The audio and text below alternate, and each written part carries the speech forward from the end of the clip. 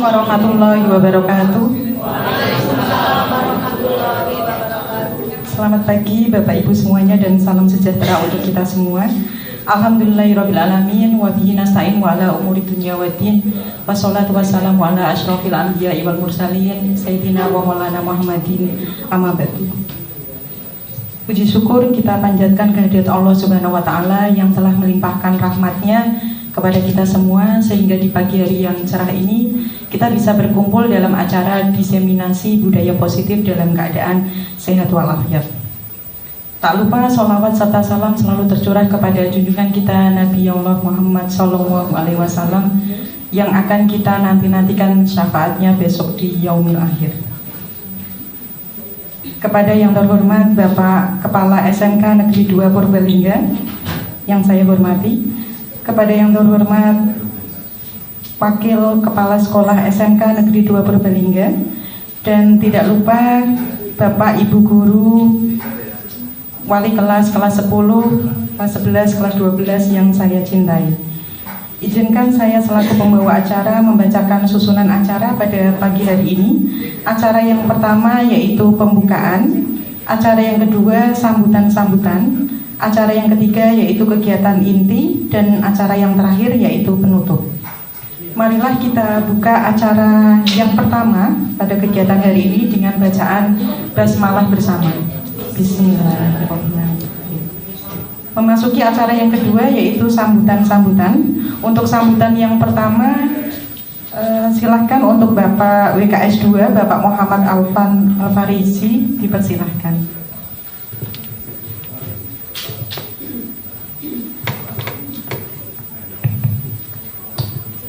Bismillahirrahmanirrahim.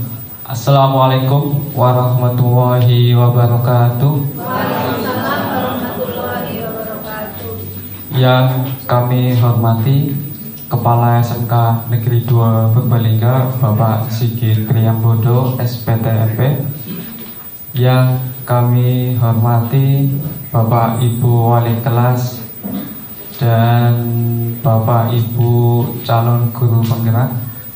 Alhamdulillahirrabbilalamin.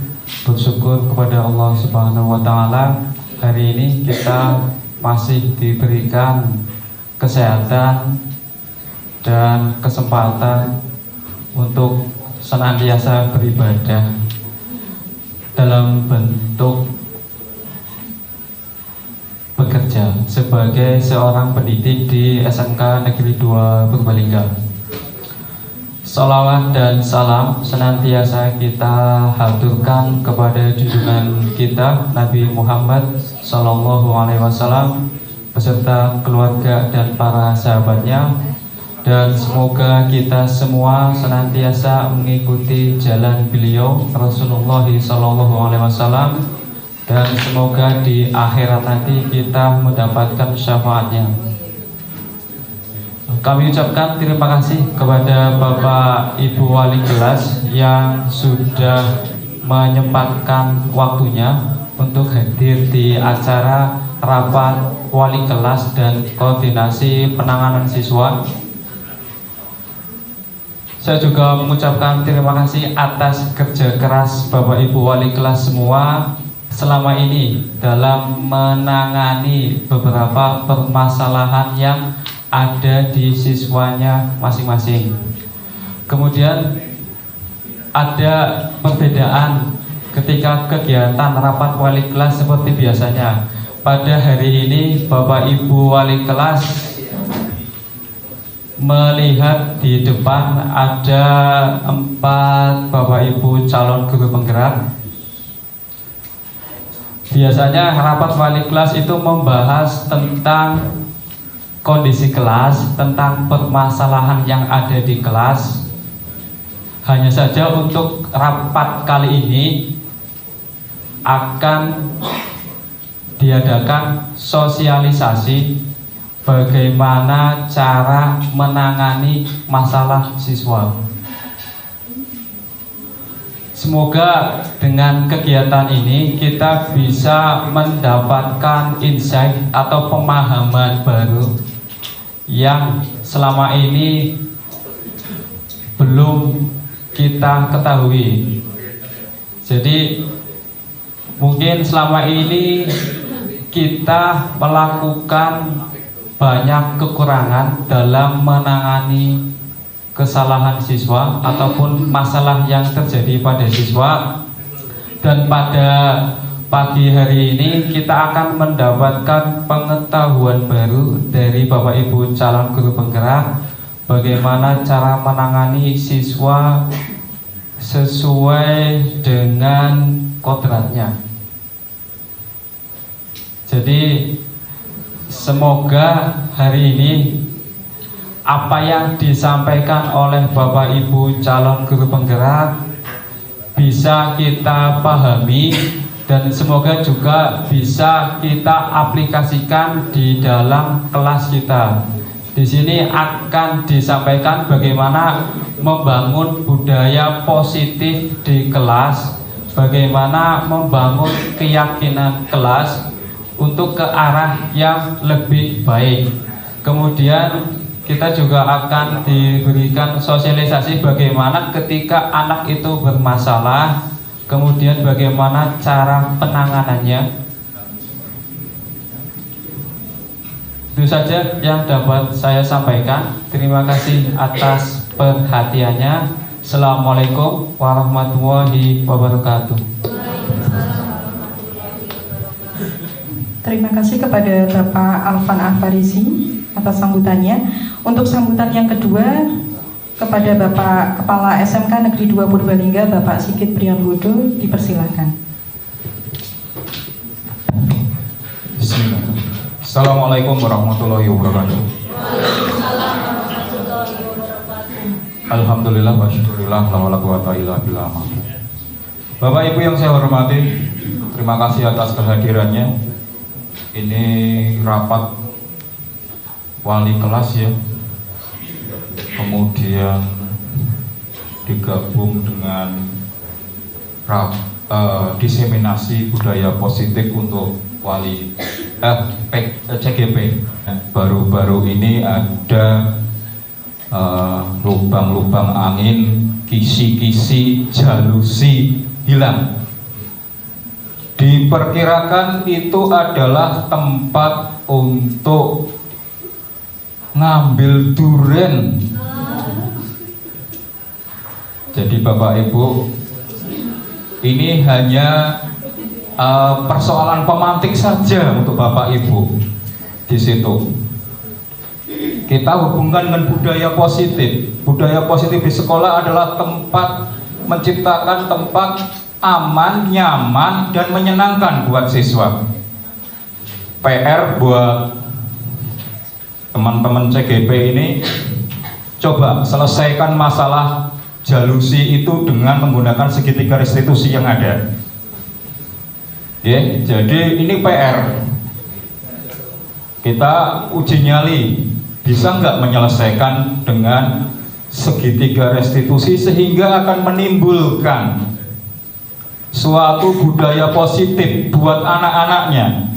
Anak-anaknya tidak merasa terintimidasi, dibully oleh sekolah, guru maupun wali kelas, tetapi di situ timbul kesadaran dan budaya positif yang ada.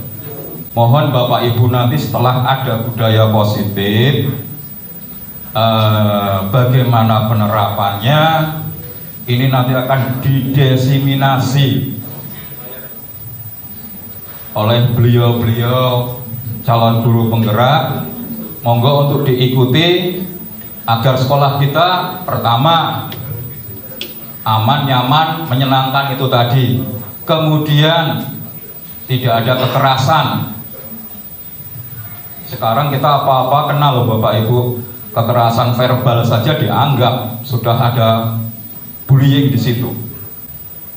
Oleh sebab itu Bapak Ibu, mari kita belajar tentang kurikulum merdeka ini, syukur-syukur sampai kafah ya. Tapi ya mungkin tidak bisa diselenggarakan oleh sekolah. Maka dari itu Mas Menteri menganjurkan untuk panjenengan semua aktif di dalam PMM ya, untuk menggali sendiri atau kalau enggak memasuki program PGP tersebut. Monggo, saya hanya mengajak agar kita bisa satu visi dalam menggerakkan sekolah ini, di mana sekolah yang aman, nyaman, dan menyenangkan buat siswa, dan aman juga buat guru. Nah, di diseminasi budaya positif ini nanti diharapkan akan muncul nilai-nilai positif yang ada di dalam siswa, kemudian bisa diterapkan menjadi budaya sekolah juga. Dari budaya positif yang nanti akan timbul akan menjadi budaya sekolah yang memang benar-benar untuk bisa melaksanakan dari kegiatan-kegiatan pembelajaran di kurikulum Merdeka. Jadi harapan saya Bapak Ibu semua untuk bisa menjadi petani yang baik, yang menyemaikan benih-benih itu, diberikan pupuk tanah dan perlakuan yang baik, sehingga bibit itu akan tumbuh subur. Demikian dari saya, terima kasih. Assalamualaikum warahmatullahi wabarakatuh. Terima kasih kepada Bapak Sigit Priambodo SPD. Bapak Ibu yang kami hormati, sesi berikutnya adalah acara yang kita tunggu-tunggu, yakni pemaparan yang akan disampaikan oleh Bapak Ibu calon guru penggerak Angkatan 9 SMK Negeri 2 Purbalingga. Akhirnya untuk yang pemateri yang terakhir ya Bu Ika, akan disampaikan oleh Bu Ika Fatmawati dengan materi keyakinan kelas dan segitiga restitusi. Kepada Bu Ika Fatmawati dipersilahkan. Ya, Assalamualaikum warahmatullahi wabarakatuh. Masih semangat ya Bapak Ibu? Masih ada satu sesi lagi selanjutnya dan saya ke bagian yang terakhir. Semoga Bapak Ibu tidak mengantuk dan masih tetap semangat untuk mengikuti kegiatan ini. Jadi kegiatan ini memang adalah kegiatan kami diseminasi budaya positif, salah satu aksi nyata di modul 1.4. Namun setelah kami berkoordinasi dengan Pak Alvan, kemudian dengan Bapak KS, ternyata kegiatan ini berhubungan dengan menciptakan lingkungan sekolah yang aman dan nyaman. Itu adalah salah satu program kerjanya WKS 2 sebagai koordinatornya Bu Lela, Bu Lela, Sekolah Ramah Anak. Nah, ini salah satunya Bu Lela. Jadi kegiatan Sekolah Ramah Anak, bagaimana caranya memberikan pengetahuan kepada Bapak Ibu untuk menciptakan sekolah yang ramah anak. Nah, dengan cara seperti ini, sosialisasi budaya positif. Jadi ini masuk ke dalam program kerjanya Pak Alvan. Nah, kemudian yang saya akan sampaikan hari ini yaitu terkait keyakinan kelas dan segitiga restitusi. Tadi sudah banyak sekali disampaikan oleh teman-teman saya sebelumnya. Ada banyak sekali materi terkait kebutuhan dasar, kemudian 5 posisi kontrol. Nah, saya kebagiannya keyakinan kelas dan segitiga restitusi. Apa itu tujuan harus dibuatnya sebuah keyakinan kelas? Yang pertama, keyakinan kelas atau mungkin keyakinan sekolah, jika ini dibuatnya lingkupnya sekolah, itu adalah fondasi atau landasan dalam memecahkan sebuah konflik atau permasalahan di dalam sebuah sekolah. Jadi jika kita ingin menyelesaikan permasalahan murid, jadi kami di pendidikan guru penggerak itu peserta didik namanya murid ya. Jadi murid punya masalah, kemudian kita ingin pecahkan masalah tersebut, kita harus tahu murid tersebut sudah punya keyakinan atau belum. Jika belum, itu yang susah. Jadi di sini kita tanamkan terlebih dahulu keyakinan yang ada di dalam diri murid. Kemudian yang berikutnya, proses pembentukan dari peraturan beralih ke keyakinan. Jadi selama ini kita hanya tahu peraturan-peraturan sekolah atau tata tertib sekolah. Mungkin Bapak Ibu di kelas saat jam mengajar juga punya kesepakatan kelas. Nah, itu berarti kan hanya dalam bentuk sebuah peraturan. Jadi kita sekarang di sini nanti akan merubah peraturan kelas tersebut, diubah menjadi keyakinan kelas. Kemudian yang berikutnya, keyakinan kelas itu dapat melatih berpikir kritis, kreatif, dan reflektif sehingga nanti peserta didik menggali nilai-nilai yang ada dalam peraturan tersebut. Sekarang saya ingin bertanya kepada Bapak Ibu, apakah pernah saat Bapak Ibu perwalian di kelas menyampaikan kepada peserta didik mengapa sekolah itu harus bersepatu hitam? Pernah tidak Bapak Ibu? Tidak. Bapak Ibu mungkin ataupun saya sebagai wali kelas itu hanya membacakan tata tertibnya saja. Di tata tertib kalian harus menggunakan sepatu hitam, rambutnya nggak boleh panjang ya. Biasanya saya hanya seperti itu. Yang perempuan jangan dandan, gitu kan? Kita hanya menyampaikan seperti saja. Tapi kita tidak menyampaikan kenapa sih kok harus seperti itu. Gitu. Jadi di dalam keyakinan kelas ini kita harus menggali nilai-nilai kenapa aturan itu dibuat. Nah, sekarang saya ada 3 pertanyaan pemantik Bapak Ibu. Mungkin dari Bapak Ibu bisa mencoba menjawab. Pertanyaan pertama, mengapa keyakinan kelas? Mengapa tidak peraturan kelas saja? Adakah dari Bapak Ibu yang mungkin mau mencoba menjawab? Kenapa kok tidak peraturan kelas aja? Kenapa harus diubah ke keyakinan kelas? Silakan. Karena kalau keyakinan itu kan tumbuh dari diri sendiri. Kalau peraturan itu kan semua terpaksa karena takut dengan peraturan. Kalau itu tuh keyakinan sendiri, jadi nanti timbul kesadaran. Oke, luar biasa sekali Bu Lela. Betul sekali. Jadi kalau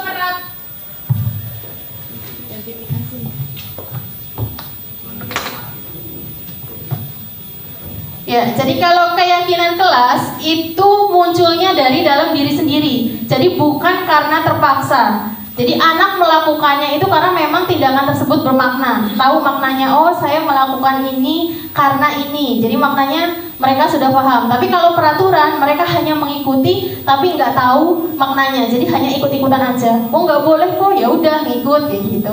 Tapi maknanya tidak tahu. Kemudian pemantik yang kedua. Mengapa adanya keyakinan kelas itu penting untuk terbentuknya sebuah budaya positif? Siapa yang mau mencoba Bapak Ibu untuk mengutarakan pemantik yang kedua? Kira-kira mengapa adanya keyakinan kelas itu penting? Kenapa kira-kira? Ada yang mau mencoba? Pak Bowo mau mencoba? Bukan mencoba nyanyi loh Pak, mencoba menjawab soal nomor 2. Mengapa adanya keyakinan kelas penting untuk terbentuknya sebuah budaya positif? Kenapa kira-kira Pak? Dari keyakinan kelas kita nanti timbulnya apa Bapak Ibu? Kalau dia punya keyakinan kelas, kira-kira sikap atau karakternya baik atau buruk? Karakter yang terbentuk adalah karakter baik ya. Kalau karakter baik terus dilaksanakan, maka akan timbul sebuah kebiasaan. Kalau kebiasaan terus-menerus muncul, nanti baru adalah sebuah budaya. Jadi budaya positif itu akan terbentuk jika muncul dulu dari karakter baik, yang karakter baiknya tersebut jadi kebiasaan terlebih dahulu. Kalau dia tidak terbiasa, akan susah untuk mencapai budaya positif.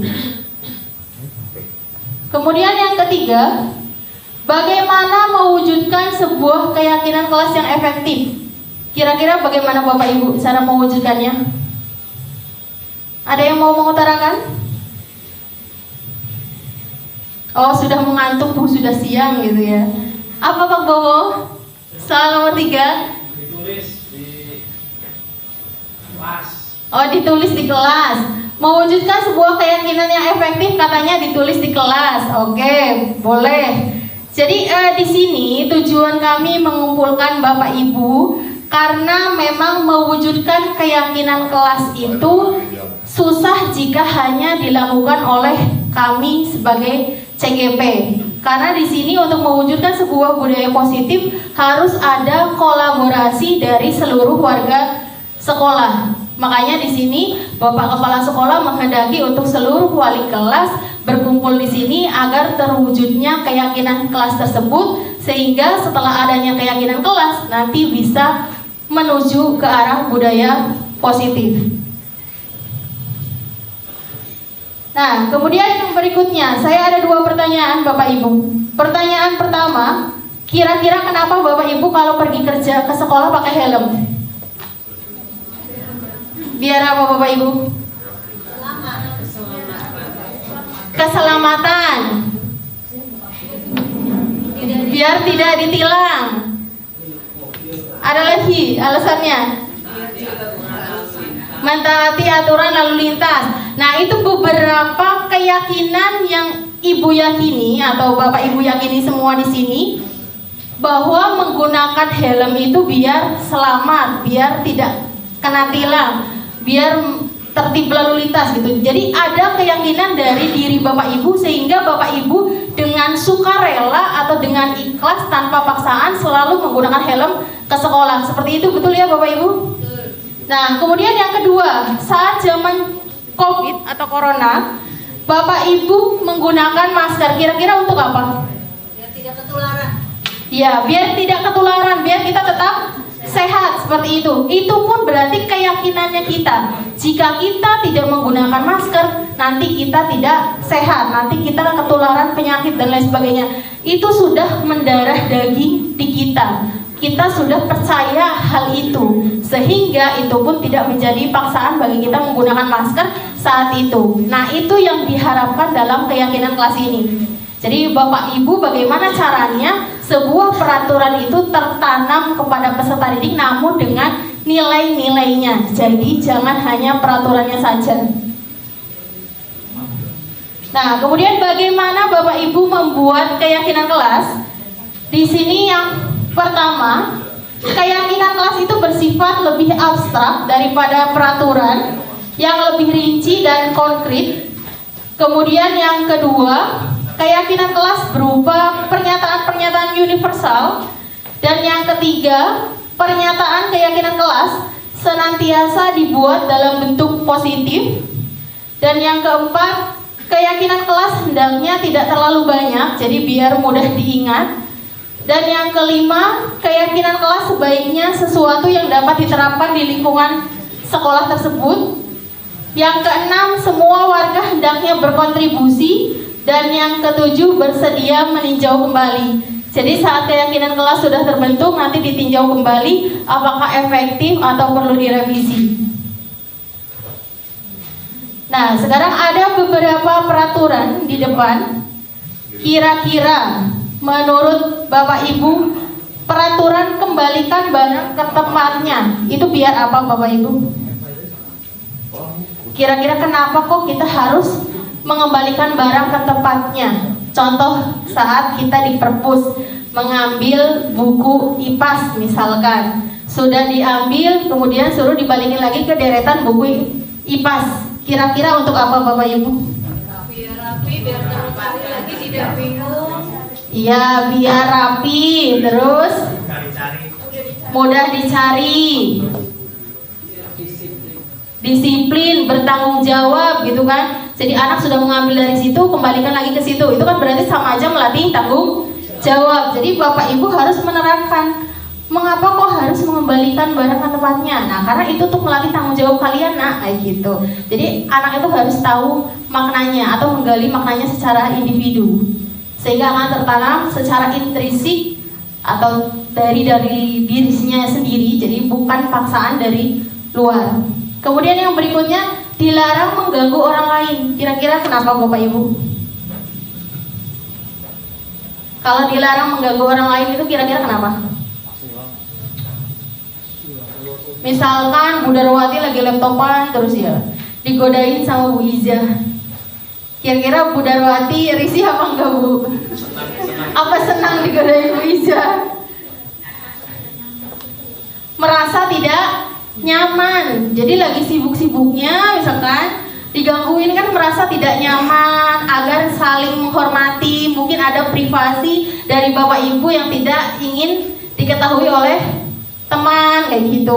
Makanya di situ dilarang mengganggu orang lain. Kemudian yang kedua, misalkan hadir di sekolah 15 menit sebelum pembelajaran dimulai. Kira-kira nilai universalnya apa Bapak Ibu? Dilarang hadir di sekolah 15 menit sebelum pembelajaran dimulai. Biar apa? Lebih disiplin. Terus anak juga merasa lebih siap karena datangnya lebih gasik gitu. Kalau datangnya misalnya sudah jam 7, sudah ada gurunya di dalam kelas, kan jadinya tidak enak. Dari guru tidak enak, dari siswa juga tidak enak gitu. Nah, kemudian yang berikutnya, jika dilarang melakukan kekerasan, nilai kebajikannya apa?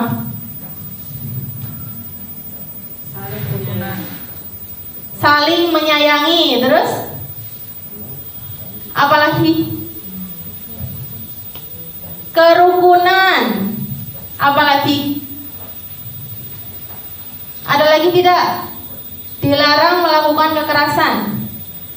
Selain kerukunan, saling menyayangi, saling menghormati, toleransi, ya ada banyak sekali nilai-nilai yang terkandung di dalam situ. Kalau dilarang menggunakan narkoba, kira-kira untuk apa Bapak Ibu? Kesehatan. Nah, kalau bergantian atau menunggu giliran, kira-kira untuk apa? Kenapa kita harus antri? Biar disiplin, biar tertib, yang saling menghormati. Jadi yang datang duluan yaitu yang didahului. Kemudian dilarang merokok. Kira-kira nilainya apa?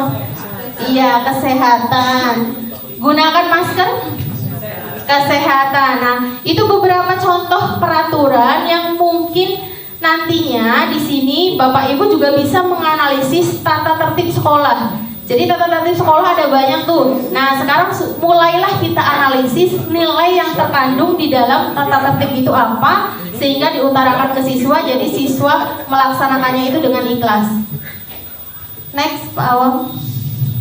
Nah, ini tadi jawabannya ya, mungkin banyak sekali versinya, namun semua benar. Jadi kalau di dalam pendidikan guru penggerak itu jawaban apapun, pendapat apapun, apresiasi apapun benar. Kemudian yang berikutnya, nah ini tadi prosedurnya. Prosedur yang sudah saya bacakan sebelumnya itu kurang lebih sama dengan ini Bapak Ibu. Jadi jika Bapak Ibu nanti sebagai wali kelas ingin membuat keyakinan kelas, silahkan bisa membuatnya saat jam perwalian dengan cara yang pertama mempersilahkan murid mencurahkan pendapat. Jadi inginnya mereka itu apa? Kemudian yang kedua, catatlah masukannya. Jadi dari murid misalkan meminta apa, dicatat. Kemudian yang ketiga, susunlah keyakinan kelasnya. Jadi setelah peraturannya ada, analisislah keyakinan kelasnya. Dan yang keempat, tinjau kembali draftnya. Jadi daftar curah pendapatnya ditinjau lagi juga keyakinan kelasnya. Nanti setelah itu barulah disetujui mungkin oleh wali kelas dan ditandatangani ketua kelas dan dipajanglah di tempat yang terlihat oleh semuanya. Jadi diharapkan di sini Bapak Ibu nanti membimbing siswanya untuk membuat keyakinan kelas, kemudian setelah itu ditempel di kelas, ditandatangani oleh ketua kelas dan oleh Bapak Ibu wali kelas. Dicoba Bapak Ibu ngaruh atau tidak. Karena kita sudah berapa generasi, berarti ini CGP di Semakda. Kita generasi ke berapa berarti ya? 3 ya? 4 ya? Generasi keempat. Generasi pertama angkatannya Pak Lukman ya. Generasi kedua ya Bu Esti. Generasi ketiga Bu Dipi. Nah sekarang kita generasi keempat di Semakda. 5 Pak Bowo katanya.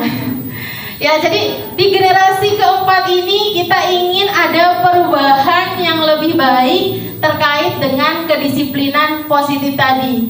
Jadi dari generasi kemarin mungkin belum terlihat, nah generasi sekarang terlihat tidak gitu dengan cara keyakinan kelas yang terpampang di masing-masing kelas.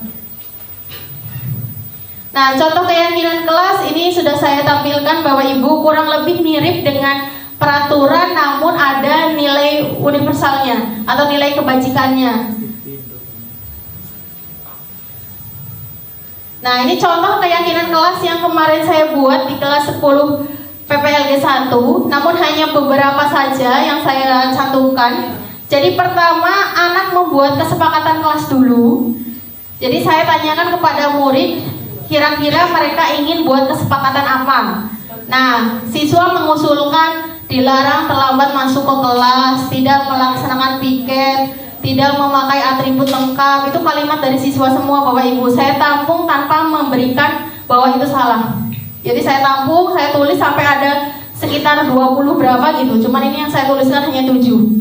Nah, setelah kesepakatan itu saya ketik, kemudian saya mencoba ke siswa untuk merubah kalimat negatif ke dalam kalimat positif. Karena di dalam kesepakatan kelas harus menggunakan kalimat yang positif. Jadi dilarang terlambat masuk ke kelas, itu diubah di sini jadi datang tepat waktu di kelas. Kemudian tidak melaksanakan piket sesuai jadwal. Tidak memakai atribut lengkap, di sini memakai seragam dengan atribut lengkap. Tidak melaksanakan sholat di sini karena katanya kalau sholat duhur itu tidak pernah sholat duhur untuk kelas-kelas yang ada di ujung sana gitu. Jadi anak saya pun di sana 10 PPLG 1 jarang sholat gitu. Itu PR besar bagi saya.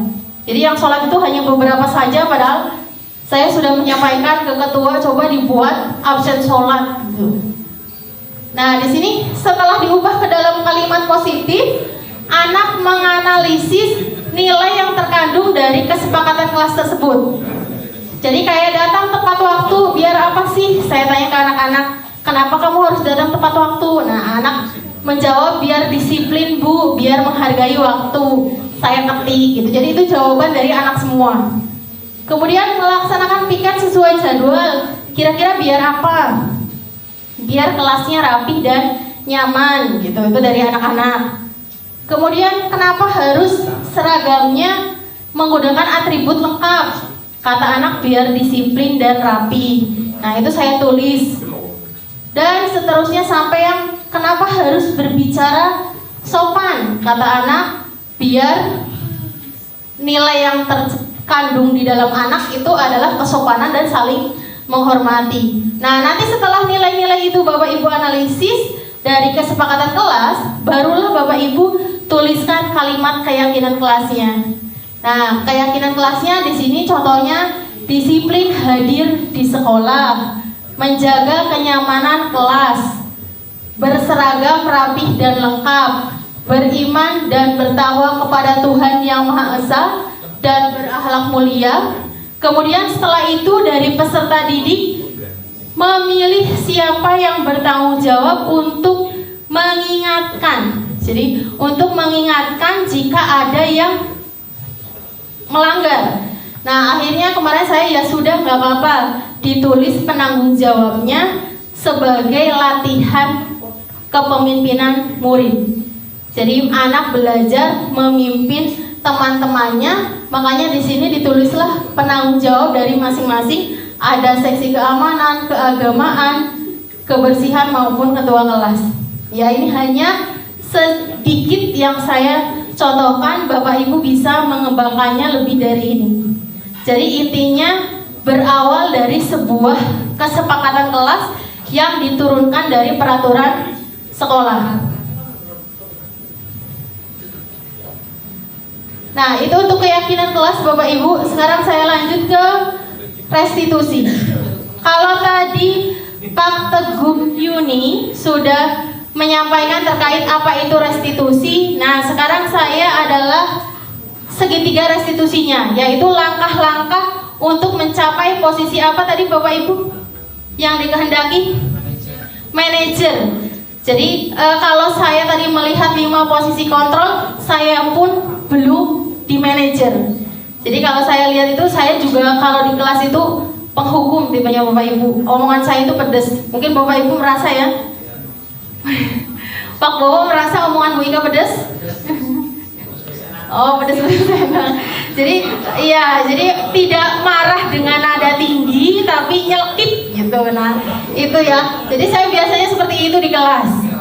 Ya, menghukum tapi menghukumnya bukan dengan nada yang tinggi. Nah, ternyata di sini kita harus dengan posisi manajer menggunakan langkah-langkah dari segitiga restitusi. Kenapa kita harus belajar ini Bapak Ibu, karena di sini salah satu menanamkan disiplin positif pada murid sebagai bagian dari budaya positif itu nanti dengan restitusi. Kalau Bapak Ibu tidak mengetahui langkah restitusi, nanti akan susah terbentuk yang namanya budaya positif. Kemudian yang kedua, menerapkan restitusi dalam membimbing murid. Jadi di sini nanti kita akan belajar bagaimana menerapkan restitusi dalam membimbing murid, baik itu saat murid bermasalah atau mungkin salah jalan ya. Jadi di sini itu nanti kita tidak mengenal murid yang nakal Bapak Ibu. Kita hanya mengenal murid-murid yang kurang kebutuhan dasar. Tadi kan Pak Teguh Sis sudah menyampaikan bahwa ada banyak kebutuhan dasar ya. Tadi ada kesenangan, kemudian ada kekuasaan, rasa diterima, bertahan hidup. Nah, jika mereka nyeleneh, berarti itu ada kebutuhan dasar mereka yang kurang. Jadi kita sebagai guru harusnya menganalisis terlebih dahulu kira-kira kebutuhan dasar apa yang kurang sehingga mereka menjadi nakal atau keluar dari jalur yang benar. Nah, kemudian yang berikutnya, menganalisis dengan sikap reflektif dan kritis penerapan disiplin positif di lingkungannya. Jadi karena tadi restitusi itu siswa menemukan sendiri solusi dari permasalahannya, maka di sini berarti kita mengajarkan peserta didik untuk berpikir reflektif. Nah, ini adalah segitiga restitusi Bapak Ibu. Tahap dari segitiga restitusi, mungkin yang belakang kurang terlihat karena tulisannya terlalu kecil ya Bapak Ibu. Yang pertama adalah menstabilkan identitas. Jadi kita semua akan melakukan hal terbaik yang bisa kita lakukan. Jadi kita tidak menyalahkan ke siswa, namun nanti kita di situ menyampaikan bahwa nggak apa-apa, kayak gitu nggak apa-apa gitu. Jadi stabilkan dulu identitasnya. Setelah itu barulah nomor 2, validasi tindakan yang salah. Validasi tindakan yang salah adalah semua perilaku memiliki alasan. Jadi setelah bilang nggak apa-apa, barulah bilang memang kamu kayak gitu karena apa gitu.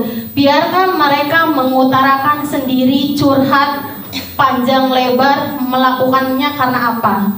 Jadi jangan sampai kita memutus sehingga mereka itu tidak mau mengungkapkan mereka melakukan kesalahan karena apa.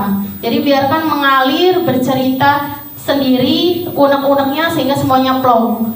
Kemudian yang berikutnya, menanyakan keyakinan. Nah, setelah tadi tahu salahnya di mana, barulah kita tanyakan kira-kira itu sesuai enggak dengan keyakinan yang ada, keyakinan yang sudah disepakati bersama. Itu. Next, Pak Awang.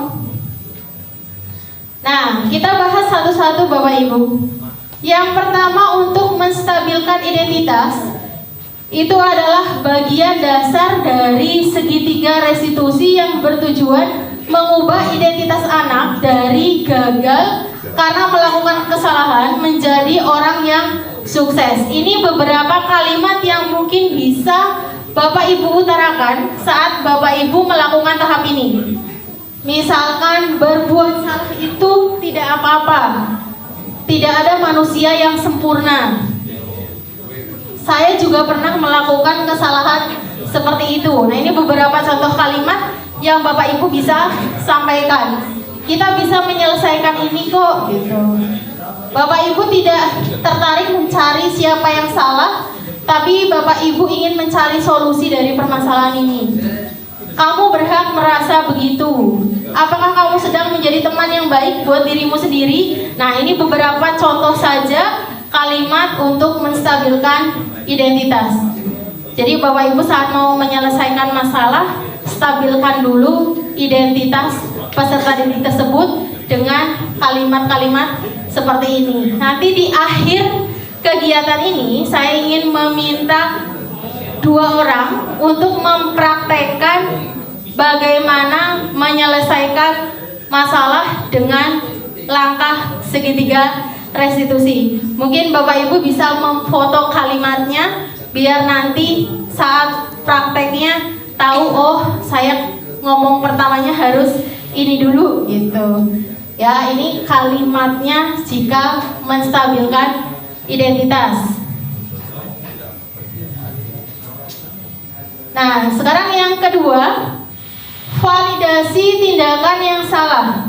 Setiap tindakan yang kita lakukan itu mempunyai tujuan untuk memenuhi kebutuhan dasar. Yang sudah saya sampaikan tadi bahwa siswa itu nyeleneh atau keluar dari jalur yang benar karena ada kebutuhan dasarnya yang tidak terpenuhi. Jadi sebagai guru kita harus menganalisis terlebih dahulu kebutuhan dasar apa yang kurang atau tidak terpenuhi pada siswa. Nah, ini ada beberapa kalimatnya. Kalimat yang bisa Bapak Ibu sampaikan saat validasi tindakan yang salah. Yang pertama, padahal kamu bisa melakukan yang lebih buruk dari ini ya. Kamu pasti punya alasan mengapa melakukan hal itu. Kamu patut bangga pada dirimu sendiri karena kamu telah melindungi sesuatu yang penting buatmu. Kamu boleh mempertahankan sikap itu, tapi kamu harus menambahkan sikap yang baru. Ini beberapa kalimat saat tahap validasi tindakan yang salah. Ya, jadi setelah tadi menstabilkan identitas, Bapak Ibu ke tahap yang keduanya bisa melakukan validasi tindakan yang salah dengan kalimat tersebut. Kemudian yang berikutnya, menanyakan keyakinan. Jadi setelah Bapak Ibu tadi melakukan langkah 1 untuk mencapai identitas sukses, langkah 2 memvalidasi tindakan yang salahnya tadi, maka anak akan siap untuk dihubungkan dengan nilai-nilai yang sudah mereka percaya kira-kira mereka melanggar peraturan yang mana atau keyakinan kelas mana yang mereka langgar. Itu ada di tahap yang ketiga. Kalimatnya seperti apa?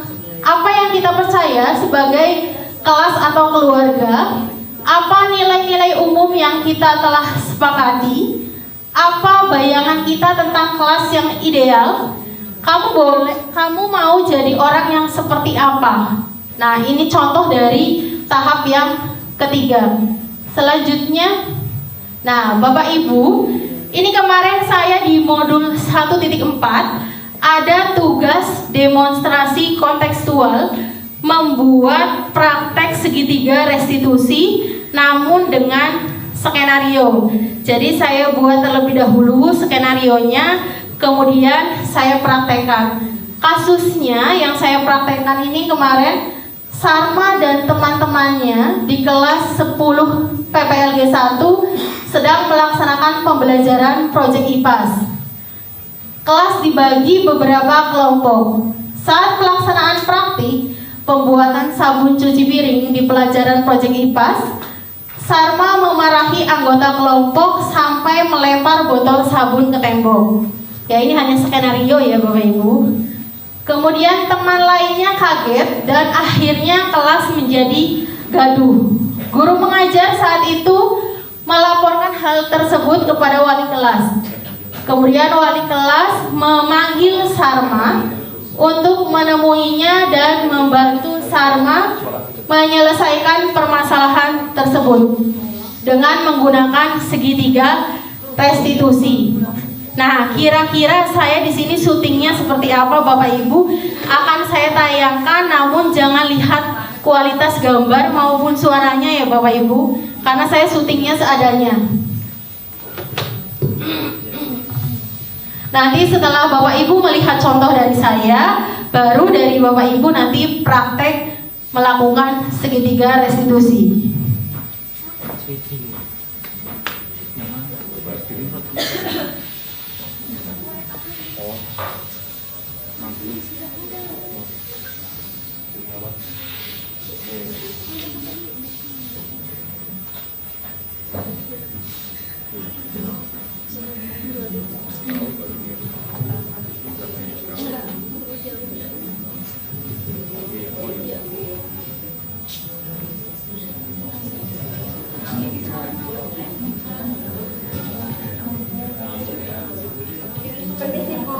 Ya, Mbak Sarma, silahkan duduk.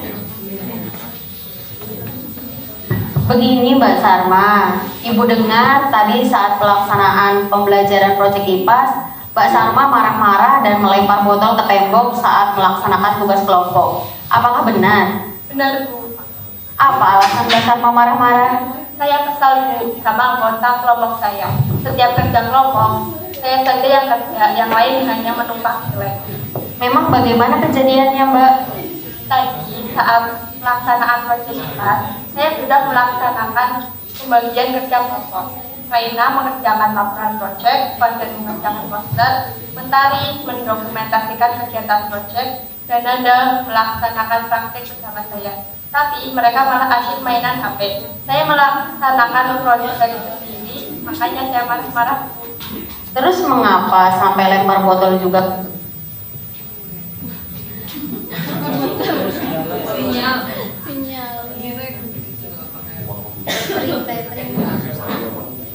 Ke tembok.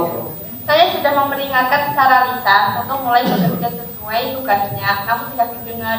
Jadi saya lempar botol minuman ke tembok. Ibu paham Mbak Sarma kesal dan marah. Ibu juga pernah mengalami hal seperti itu. Kamu berhak merasa seperti itu. Namun apakah marah dan melempar botol seperti itu adalah hal yang baik? Ya, Mesti Mbak Sarma melakukan itu karena memiliki alasan kan? ya Bu, niat saya biar kerja sama kelompok terjadi dengan baik. Jadi hasil proyek kelompok pun baik dan nilai akhir proyek bagus. Iya, membuat kerja sama tim yang kompak agar kerja kelompok berhasil sangatlah baik Mbak. Namun tidak dengan cara marah-marah seperti itu. Ya Bu. Tindakan Mbak Sarma kalau marah-marah dan sampai melempar botol seperti itu kira-kira sudah sesuaikah dengan keyakinan kelas kita? Yang sesuai. Keyakinan kelas apa yang tidak sesuai menurut Mbak Sarma? Saya terbawa emosi dan kurang sabar. Baik, jika Mbak Sarma mengetahui bahwa Mbak Sarma kurang sabar dan belum bisa mengendalikan emosi, kira-kira apa yang bisa Mbak Sarma perbaiki? Saya akan menjadi orang yang lebih sabar dan dapat mengontrol diri. Bagus, Mbak Sarma tahu tidak pentingnya bersabar? Tahu Bu, sabar dalam bersikap dapat membuat hubungan dengan orang lain harmonis. Nah, itu Mbak Sarma tahu bahwa sabar dapat membuat hubungan dengan orang lain harmonis dan Mbak Sarma juga akan mendapatkan kenyamanan di hati. Mbak Sarma bersedia memperbaiki keadaan ini? Bersedia Bu. Apa yang Mbak Sarma akan lakukan untuk memperbaiki masalah ini? Saya akan lebih sabar, mengontrol diri, dan mengendalikan emosi saat pelaksanaan kerja kelompok. Jika ada hal yang kurang berkenan di hati, saya akan melaporkan pada guru mata pelajaran tersebut jika kerjasama kelompok saya kurang baik. Iya, bagus Mbak Sarma. Kira-kira bagaimana agar teman-teman Mbak Sarma mau ikut bekerja sama kembali dalam kelompok? Saya akan memberikan pengertian kepada mereka terkait pentingnya kerjasama tim dan arti tanggung jawab untuk mencapai kesuksesan bersama tim. Bagus sekali Mbak Sarma. Sekarang Mbak Sarma boleh kembali ke kelas ya. Baik Bu, terima kasih. Ya Bapak Ibu, itu salah satu contoh terkait penerapan segitiga restitusi. Pinter banget ya Bapak Ibu siswanya. Hafal dengan lancar gitu ya. Karena memang itu adalah skenario. Jadi kami ditugaskan untuk membuat skenario penerapan segitiga restitusi. Jadi siswanya itu menghafal atau mungkin membaca. Itu kemarin triknya saya adalah membaca.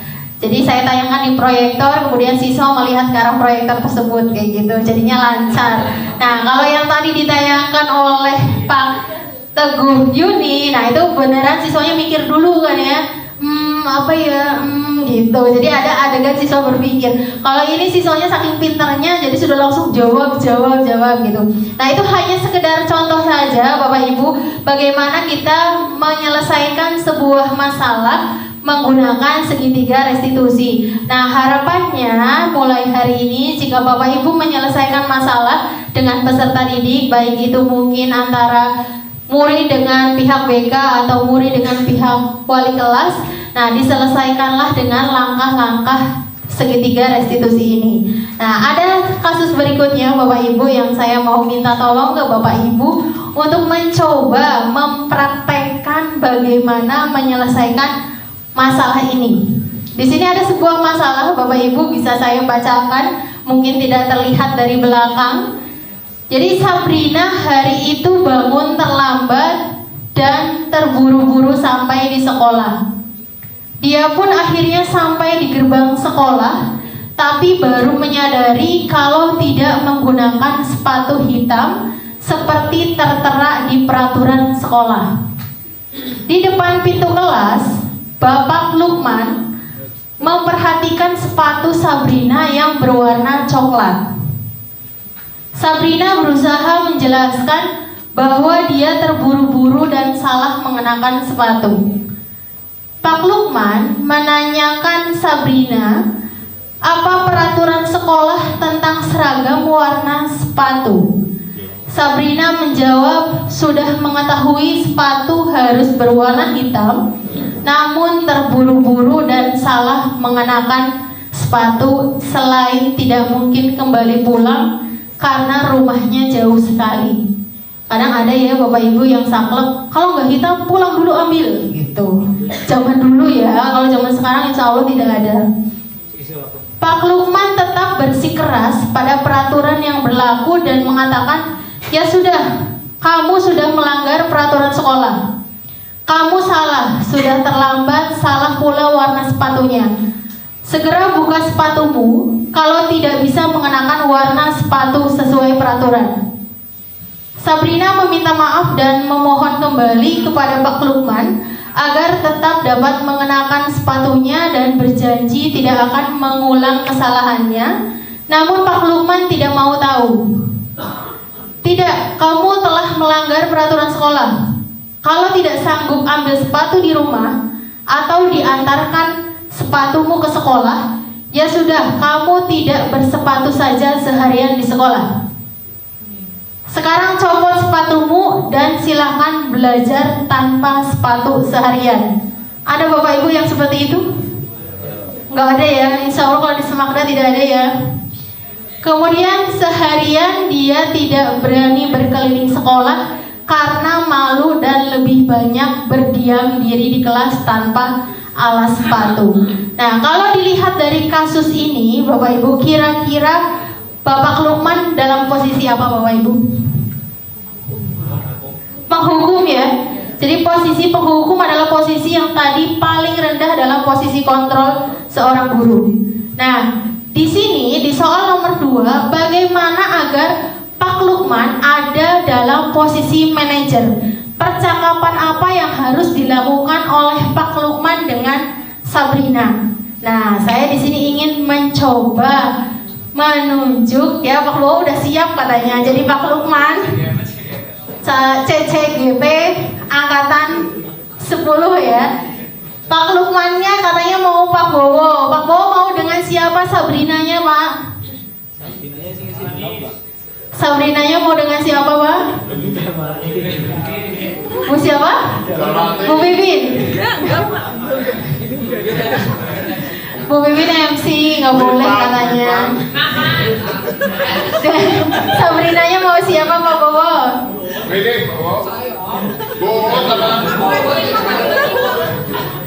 Dengan siapa Pak?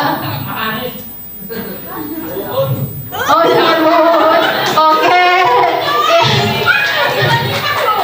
Gak apa-apa. Jadi Bud di sini menjadi Sabrina, yaitu siswa yang datang terlambat ke sekolah dan menggunakan sepatu warna coklat. Ya boleh, ini nggak pas tadi nggak pakai sepatu katanya Bu tuh.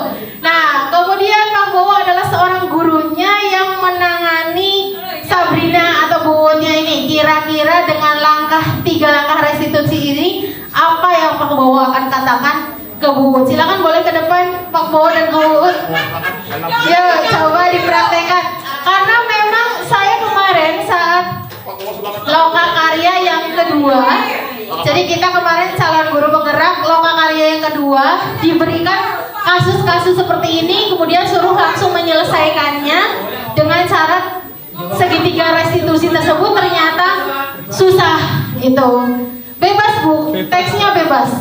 Jadi teksnya bebas, tidak ditentukan sama sekali. Yang penting langkahnya tadi Pak Bowo harus menstabilkan identitasnya Bu Uut dulu, bahwa tadi salah itu tidak apa-apa. Kemudian setelah itu validasi kesalahan. Validasi kesalahan tadi menanyakan kenapa kamu melakukan kesalahan tersebut. Baru setelah itu meyakinkan keyakinannya bahwa tidak menggunakan sepatu itu karena apa yang dia langgar gitu. Oke ya, monggo silahkan dicoba susah atau tidak gitu, karena saya merasanya kemarin saat mau karya kedua kok ternyata susah jika diterapkan secara langsung gitu. Jadi kami pun ternyata masih dalam proses belajar Bapak Ibu. Jadi di sini kami bukan menggurui Bapak Ibu, namun kami belajar bersama bagaimana untuk Anda dalam posisi manajer dengan 3 langkah restitusi ini. Monggo silakan. Ya, jawab dari pertanyaannya Pak Bowo. Permasalahan tadi Sabrina sepatunya. Oh iya, Sabrinanya nggak pakai sepatu malah ini. Pas, monggo, Bu mau di depan boleh. Silakan Bu di depan. Dari buka pintu. Itu sama sepatu tadi.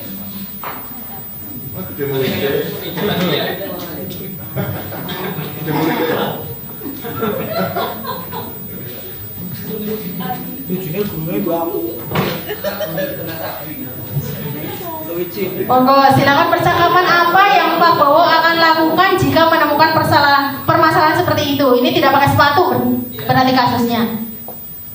Sabrina.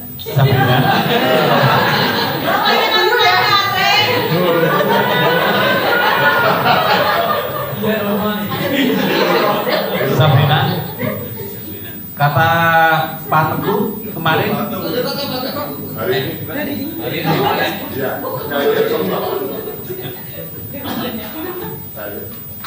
Sabrina, saya lihat untuk hari ini kamu tidak pakai sepatu, betul? Pakai sepatu tapi warnanya coklat.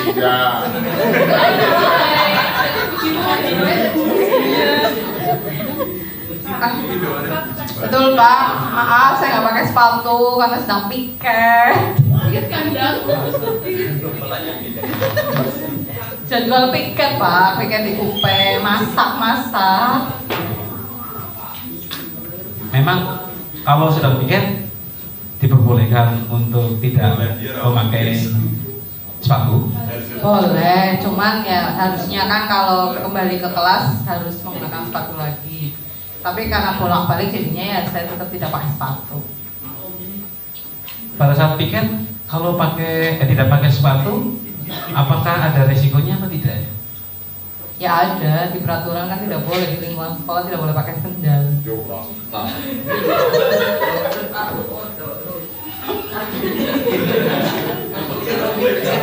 Apakah tidak membahayakan pada saat piket tidak pakai sepatu? Takut nanti ada menginjak kabel kompor yang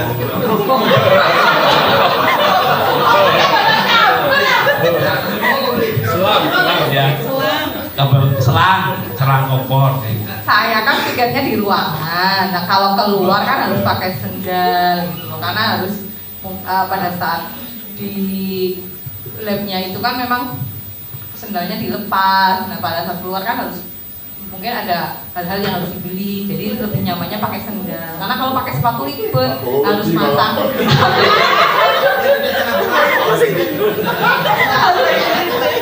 Harus bolak-balik masang tali dan sebagainya. Tapi untuk di saat piket di bengkel perlu nggak pakai sepatu? Ya enggak, karena di dalam ruangan. Karena harus dilepas. Iya. Nah aturannya memang pakai sandal apa pakai sepatu ya? Karena saya di dapur, kalau pakai sepatu ya kotor dapurnya, masaknya jijik.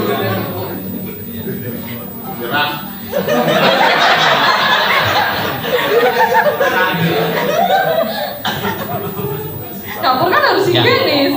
Bisa ya? Bisa. Oh iya, ya udah. Selamat. Oke, terima kasih. Beri tepuk tangan buat Pak Bowo dan Bu Uut. Susah tidak Pak mempraktekannya Pak? Tukang ngeyel. Susah karena Ya, jadi itu contoh kecil saja Bapak Ibu bagaimana caranya mempraktekkan segitiga restitusi. Banyak sekali mungkin permasalahan yang Bapak Ibu temukan, tinggal Bapak Ibu mengerti alurnya bagaimana cara untuk menyelesaikan. Selanjutnya, ya Bapak Ibu, apa yang kami sampaikan hari ini terkait dengan budaya positif itu semuanya ada di platform Merdeka Mengajar. Jadi sesuai yang tadi disampaikan oleh Bapak Kepala Sekolah saat sambutan, jika Bapak Ibu tidak mau mengikuti pendidikan guru penggerak di tahap selanjutnya, Bapak Ibu bisa mendalami semua hal yang berkaitan dengan kurikulum Merdeka di platform Merdeka Mengajar.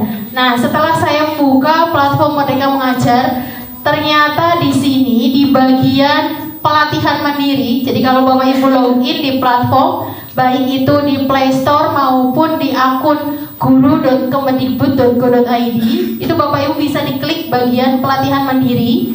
Kemudian selanjutnya, setelah Bapak Ibu klik pelatihan mandiri tersebut, Bapak Ibu pilih di bagian topik, itu ada topik yang namanya disiplin positif. Jadi untuk mencapai budaya positif tadi yang harus kita munculkan adalah disiplin positif. Nah, di situ ada Bapak Ibu. Jika Bapak Ibu berkenan untuk meningkatkan kompetensi diri dalam menangani peserta didik yang bermasalah. Nah, dalam disiplin positif tersebut, next power, ada beberapa materi yang sama dengan yang kami sampaikan hari ini. Jadi beberapa ada yang sama, beberapa mungkin isinya ada yang berbeda. Yang pertama, bolehkah memaksa? Itu judul materinya. Jadi Bapak Ibu kalau penasaran terkait apa sih isi materinya, monggo Bapak Ibu bisa mengikuti pelatihan mandiri tersebut karena itu waktunya fleksibel. Kemudian ada juga modul terkait dengan restitusi. Ada juga modul terkait dengan 5 posisi kontrol guru. Itu juga ada di dalam platform Merdeka Mengajar.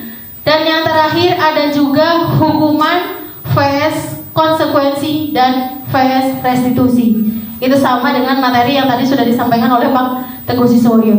Jadi ada semua di situ jika Bapak Ibu ingin lebih mengembangkan diri terkait dengan bagaimana caranya menciptakan budaya positif.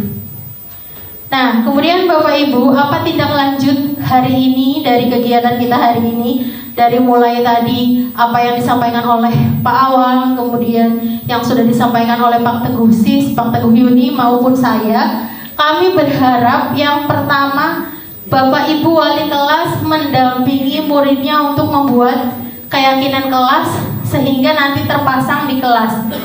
Karena mungkin ini dari Pak Alvan belum ada anggaran untuk dibuat dalam bentuk banner mirip peraturan kelas atau tata tertib sekolah, mungkin Bapak Ibu boleh mencoba dengan membuatnya di Asturo terlebih dahulu. Karena kan sudah terbiasa ya Bapak Ibu membuat jadwal piket di Asturo, kemudian membuat jadwal pelajaran. Nah, sekarang coba dibimbing membuat keyakinan kelas di dalam Asturo tersebut saat jam perwalian. Gitu. Kemudian yang kedua, kami berharap dari kegiatan ini Bapak Ibu bisa menyelesaikan permasalahan dengan posisi manajer, sehingga nanti dalam menyelesaikan permasalahan Bapak Ibu juga bisa menerapkan segitiga restitusi. Dan yang berikutnya kami juga berharap Bapak Ibu wali kelas maupun BK untuk mengikuti pengembangan diri yang ada di PMM tadi yang sudah saya terangkan terkait dengan disiplin positif gitu. Kemudian dan yang terakhir, salah satu tanggung jawab seorang guru adalah bagaimana menciptakan suatu lingkungan positif yang terdiri dari warga sekolah yang saling mendukung, saling bekerja sama, sehingga tercipta kebiasaan-kebiasaan baik. Dari kebiasaan-kebiasaan baik akan tumbuh menjadi karakter baik warga sekolah yang akhirnya nanti akan membentuk sebuah budaya positif. Jadi ini adalah tugas kita bersama sebagai seorang guru. Itu yang kami harapkan dari kita semua untuk kegiatan hari ini.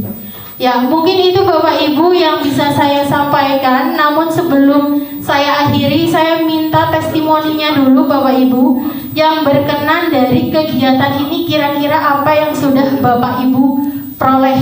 Siapa yang mungkin berkenan memberikan testimoninya biar tunjuk atap? Monggo. Oh iya, Bu Darwati, Bu Mei dulu. Boleh.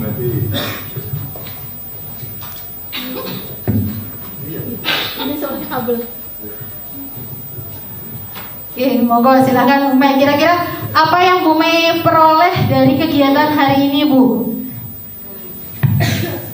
Bismillahirrahmanirrahim. Assalamualaikum warahmatullahi wabarakatuh. Waalaikumsalam warahmatullahi wabarakatuh.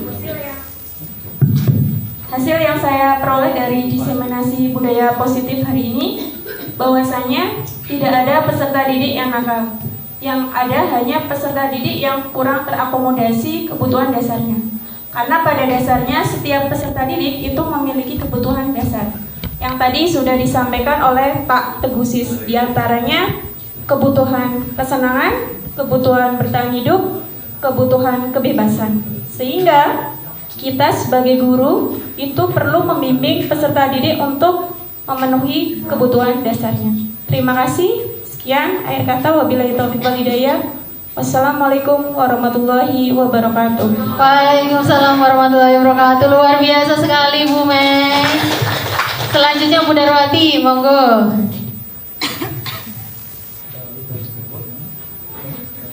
Assalamualaikum warahmatullahi wabarakatuh. Waalaikumsalam warahmatullahi wabarakatuh. Hal yang saya peroleh dari diseminasi pada hari ini, yaitu diseminasi budaya positif, bahwa lingkungan yang positif sangat diperlukan agar pembelajaran yang terjadi adalah pembelajaran yang berpihak pada murid.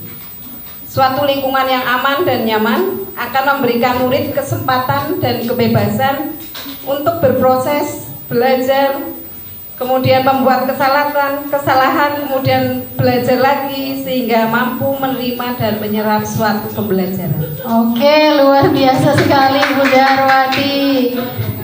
Silakan ada lagi monggo yang mau memberikan testimoninya. Iya Bu Nevi, silakan.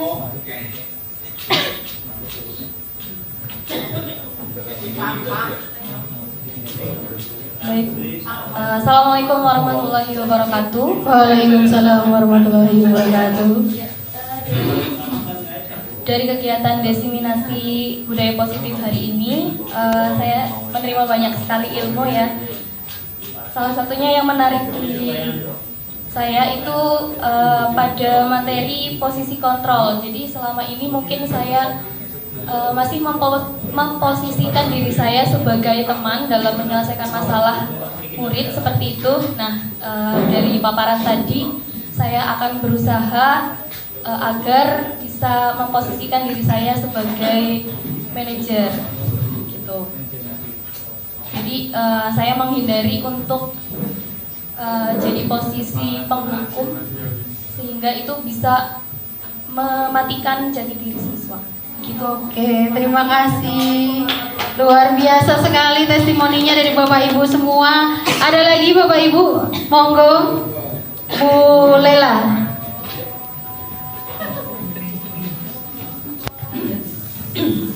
Terima kasih sebelumnya. Kami mengucapkan terima kasih sekali kepada CGP kita yang hebat. Benar-benar ini sangat bermanfaat buat kita semua dan penyelesaian masalah siswa khususnya peraturan sekolah ini bagus sekali kalau menggunakan budaya positif dan ini ke BK sangat-sangat ke BK-an. Praktek BK bisa diterapkan kepada semua guru dalam penyelesaian masalah, yaitu dengan menggali dulu permasalahan yang siswa hadapi, tidak langsung dihukum. Iya, karena hukuman itu akan membekas selama-lamanya dalam hati siswa, sehingga kita bersama bisa penyelesaian masalah itu dengan menggali dulu permasalahan yang dihadapi siswa, jangan langsung menghukum. Mudah-mudahan dengan pemaparan dari Bapak Ibu CGP yang hebat-hebat ini bisa kita tiru bersama cara penyelesaian solusi penyelesaian masalah, sehingga bisa mengurangi kenakalan-kenakalan anak-anak kita sekarang ini yang sangat-sangat kompleks dan sangat banyak sekali kita temukan saat ini. Mudah-mudahan dengan kita mau menggali siswa bisa sedikit demi sedikit siswa menyadari kekeliruan yang telah siswa perbuat dan menggali solusi sendiri sehingga siswa dengan kesadarannya menyadari kesalahannya dan mampu memperbaiki diri dengan penuh kesadaran. Terima kasih sekali Bapak Ibu CGP yang hebat-hebat. Terima kasih luar biasa Bu Lela. Ya, jadi mohon kerjasamanya Bapak Ibu untuk mewujudkan budaya positif. Kita seluruh warga sekolah harus melaksanakan kolaborasi. Demikian pemaparan dari kami terkait diseminasi budaya positif. Mohon maaf jika ada salah kata dari saya. Wassalamualaikum warahmatullahi wabarakatuh. Terima kasih kepada Bapak Ibu CGP Angkatan 9 SMK Negeri 2 Purbalingga atas pemaparan materinya. Tibalah saatnya kita di akhir acara. Saya selaku pembawa acara mengucapkan terima kasih dan mohon maaf yang sebesar-besarnya kalau ada tutur kata yang saya perbuat. Marilah kita tutup acara pada hari ini dengan bacaan hamdalah bersama. Sekian, wabillahi taufiq wal hidayah. Wassalamualaikum warahmatullahi wabarakatuh.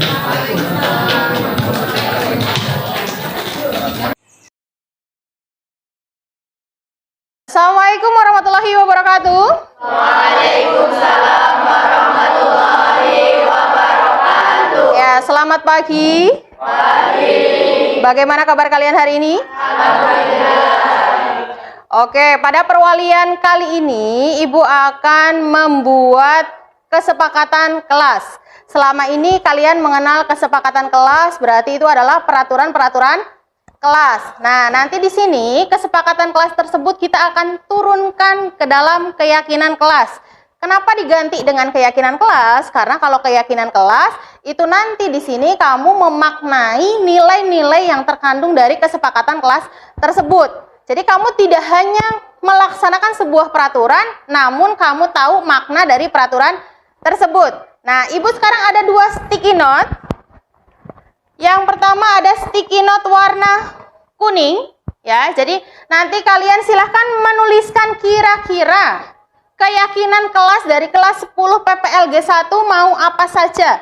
Jadi tempelkan sticky note-nya ke tulisan keyakinan kelas yang ada di kertas manila ini. Paham ya? Oke, Ibu bagikan sticky note-nya. Silakan digeser, Mbak. Oke, ambil 1, kemudian langsung menuliskan yang sudah selesai. Nanti bisa menempelkannya di sebelah sini. Ya, tulisannya yang besar, biar terbaca.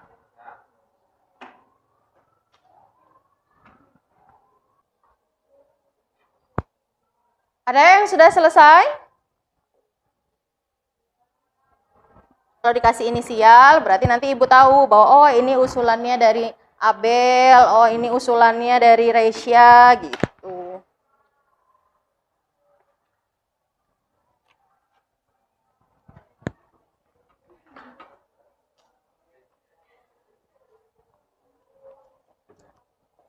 Sudah? Siapa yang mau menempelkan pertama? Alvin udah selesai? Oke, apa Vin? Dibacakan dulu coba isinya. Datang tepat waktu. Oke, datang tepat waktu. Itu kesepakatan yang pertama. Ya, oke, ditaruh di situ. Di bawahnya Alvin. Apa kesepakatan kelasnya? Melaksanakan sholat tepat waktu. Iya, melaksanakan sholat tepat waktu katanya. Silakan tempelkan di sini. Membawa perlengkapan sekolah sesuai dengan tata tertib sekolah. Oke, membawa perlengkapan sekolah sesuai dengan tata tertib sekolah. Iya, tempelkan. Iya, menjaga kebersihan kuku katanya. Pakai sepatu hitam saat di sekolah.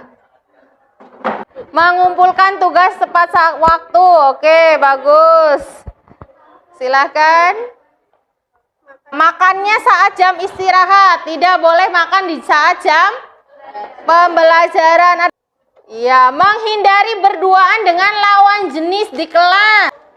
Sopan terhadap Bapak Ibu guru. Iya, sopan terhadap Bapak Ibu guru. Berkata sopan sesama teman. Iya, berkata sopan sesama teman. Oke. Membuang sampah pada tempatnya. Oke, membuang sampah pada tempatnya. Ada lagi? Oke, menjaga fasilitas kelas. Boleh ditaruh di bawahnya. Silahkan. Membuat kelas nyaman. Iya, membuat kelas yang nyaman.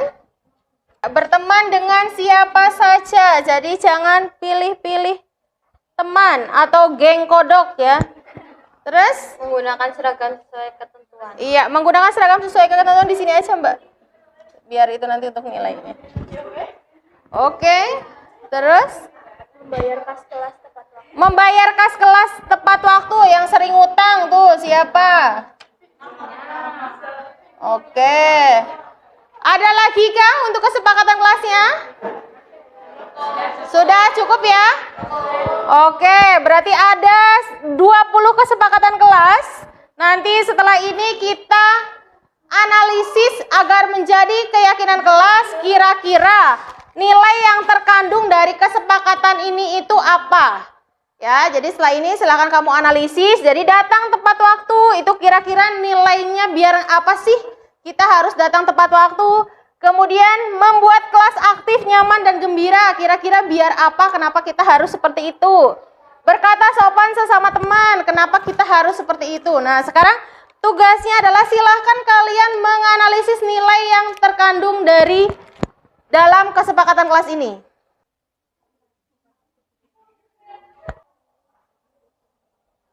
Oke, silahkan tuliskan nilai-nilai yang terkandung dari kesepakatan kelas atau keyakinan kelas yang sudah kalian buat tadi. Oke, ada yang sudah selesai menuliskan? Udah, silakan dari Fardan boleh lebih dulu. Kesepakatan yang sudah kita buat tadi. Iya, disiplin dan tanggung jawab. Oke. Iya, kedisiplinan, kekompakan, kerapihan dan kenyamanan. Oke. Silahkan. Disiplin dan menghargai waktu. Oke. Lanjut, Pak. Beriman, bertakwa kepada Tuhan Yang Maha Esa dan berakhlak mulia. Oke. Ini tadi yang disuruh sholat tepat waktu. Terus? Disiplin dan kerapihan. Iya, bagus. Lanjut. Kerapihan dan kebersihan. Oke. Lanjut. Tripanggi. Kepanan dan saling menghormati. Oke, silakan yang masih belum ditempelkan. Oke, kesopanan dan menghargai guru mengajar. Silakan. Menjaga lisan, sopan santun, menjaga perasaan. Oke, silakan Mas. Apa isinya? Kebersihan dan kenyamanan kelas. Iya, kebersihan dan kenyamanan kelas. Itu adanya piket kelas gunanya itu. Terus, kebersamaan, rasa kekeluargaan, kerukunan. Oke, masih ada lagi? Silakan. Disiplin dan kerapihan. Oke, silakan. Oke, tanggung jawab. Ada lagi yang belum ditempel? Sudah semua? Oke, berarti ini adalah keyakinan kelas yang sudah dibuat oleh kelas 10 PPLG 1, di mana keyakinan kelas ini nanti akan Ibu sosialisasikan sebagai wali kelas kepada guru mengajar, dan digunakan juga untuk diseminasi kepada wali kelas lain sehingga wali kelas lain meniru untuk membuat keyakinan kelas yang nantinya akan disepakati oleh kelas tersebut. Sanggup menyepakati ini? Ya, jangan sampai ada yang melanggar kesepakatan kelas ini karena kamu tadi sudah tahu nilai-nilai yang terkandung dari kesepakatan kelas ini. Nanti kesepakatan kelas ini kita akan buat ke dalam banner dan ditempel di kelas. Setuju ya? Oke, uang kasnya ada? Ada. Nanti gunakan uang kas kelas untuk mencetak kesepakatan kelas ini. Nanti filenya Ibu akan berikan ke kelas. Oke, pembuatan kesepakatan kelas sudah selesai dan pembuatan keyakinan kelas juga sudah selesai. Kalian sudah selesai menganalisis dari kesepakatan kelas yang sudah kita buat. Dan tadi sudah Ibu analisis juga, ternyata kesepakatan yang kalian buat sudah menggunakan kalimat positif. Kemarin kan ada yang mengusulkan misalkan ya, tidak pacaran di kelas. Tadi sudah diubah jadi kalimat positif apa? Menghindari berduaan dengan berlawan jenis di kelas. Kan kalimatnya sudah positif. Kemudian tidak terlambat di kelas. Tadi kalimat positifnya apa?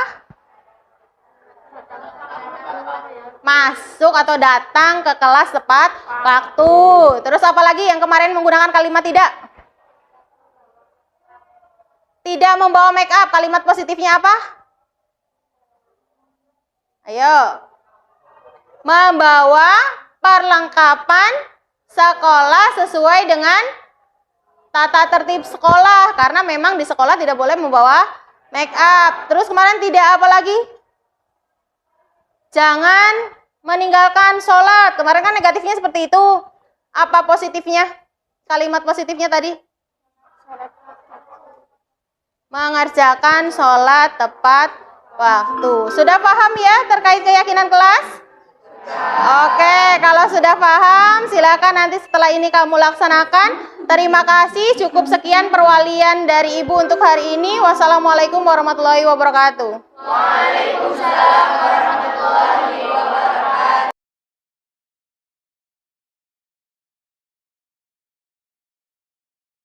Permisi Bu, Ibu memanggil saya. Iya Mbak, silahkan duduk.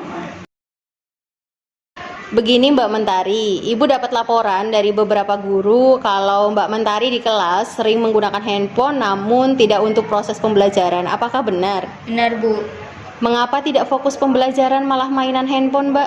Saya merasa bosan dengan beberapa guru yang mengajar hanya memberikan tugas saja tanpa memberikan penjelasan apapun. Begitu. Merasa bosan adalah hal yang wajar sebagai seorang manusia. Kamu berhak merasa begitu. Memang bagaimana proses pembelajaran yang membosankan menurut Mbak Mentari? Jika gurunya menyuruh mencatat terus-menerus dan ceramah, tidak pernah memberikan selingan video atau kegiatan permainan, sehingga saya merasa bosan. Apa yang dilakukan Mbak Mentari memangnya di handphone jika sedang bosan dalam pembelajaran guru tersebut? Saya melihat video TikTok Bu untuk hiburan. Berarti Mbak Mentari suka melihat video? Suka Bu. Kira-kira bermain handphone untuk melihat video-video TikTok saat pembelajaran di kelas sesuai dengan keyakinan kelas kita tidak? Tidak Bu. Keyakinan kelas apa yang tidak sesuai? Bermain handphone sendiri berarti saya tidak menghormati guru yang sedang mengajar, dan saya tidak bertanggung jawab terhadap peran saya sebagai siswa. Nah, itu tahu. Berarti bagaimana Mbak Mentari memperbaiki masalah ini?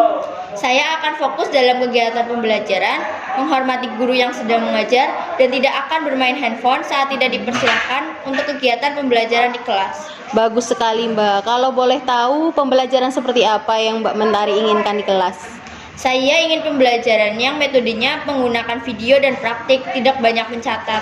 Oke, nanti Ibu sampaikan pada guru-guru yang mengajar di kelas ya. Silahkan, sekarang Mbak Mentari boleh kembali ke kelas. Baik Bu, terima kasih.